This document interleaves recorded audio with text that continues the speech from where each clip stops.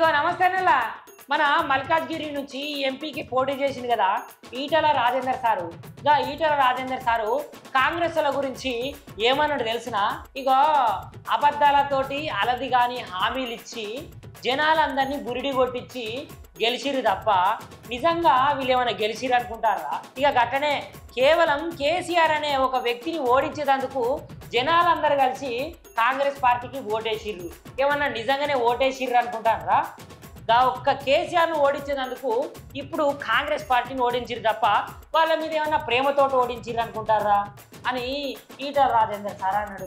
ఇవాళ కాంగ్రెస్ పార్టీ దాని చరిత్ర గతి లేక గత్యంతరం లేక కేసీఆర్ని ఓడగొట్టాలనేటువంటి సంకల్పంలో కాంగ్రెస్ పార్టీ ఓడించింది తప్ప కాంగ్రెస్ పార్టీ మీద విశ్వాసంతో నాయకుల మీద విశ్వాసంతో వీళ్ళు ఉరగబెడతారనో ఏదో బాగు చేస్తారని కాకుండా కేవలం తాత్కాలికమైన ఎమోషన్స్ గురై ఇవాళ విషయం మొట్టమొదటి.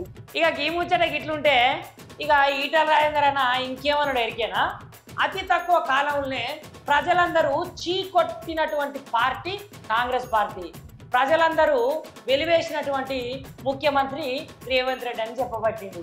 ఇక ఈ రేవంత్ రెడ్డి గారి పాలన ఎట్లున్నదట అంటే ఎక్కడేసిన గొంగడి దక్కనే ఉన్నది, ఎక్కడ మోటార్లు దక్కనే కాలిపోయినాయి, అసలు నీళ్ళే లేవు, విద్యుతే లేదు అని ఈటల రాజేందర్ సార్ చెప్పబట్టిండు. అట్లనే కాంగ్రెస్ పార్టీ ఉంది.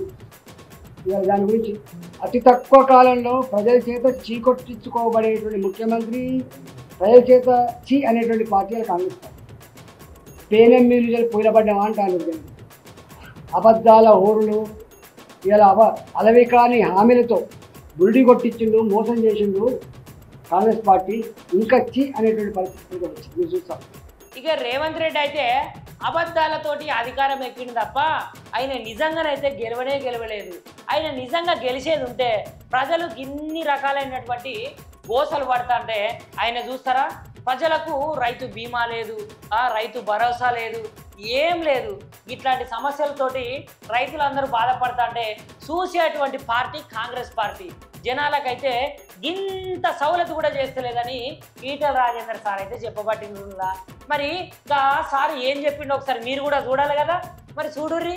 ఎండిపోయిన పంటలు, మళ్ళీ కాలిపోతున్న ట్రాన్స్ఫార్మర్లు, మళ్ళీ కాలిపోతున్న మోటార్లు దర్శించి ఇవాళ 10% ఇస్తే తప్ప ఫైనాన్స్ డిపార్ట్మెంట్లో బిల్లు కానీ ఖర్చు వచ్చింది. ఇలా మళ్ళీ సేమ్ దండాలు తప్ప, పైసల వసూలు తప్ప ఇలా వాళ్ళకి నిజాయితీ లేదనేది అత్యక్కువకాలం పోయింది. కాబట్టి ఇలా కాంగ్రెస్ పార్టీకి ఓటు వేయడం ద్వారా ఇలా ఏమరుగుతుందో అర్థమైంది. కాబట్టి దీన్ని తర్కించగలిగే, అసత్యగలిగే, మంచి నిర్ణయం తీసుకోగలిగే వాళ్ళంతా మేధావులే కాదు.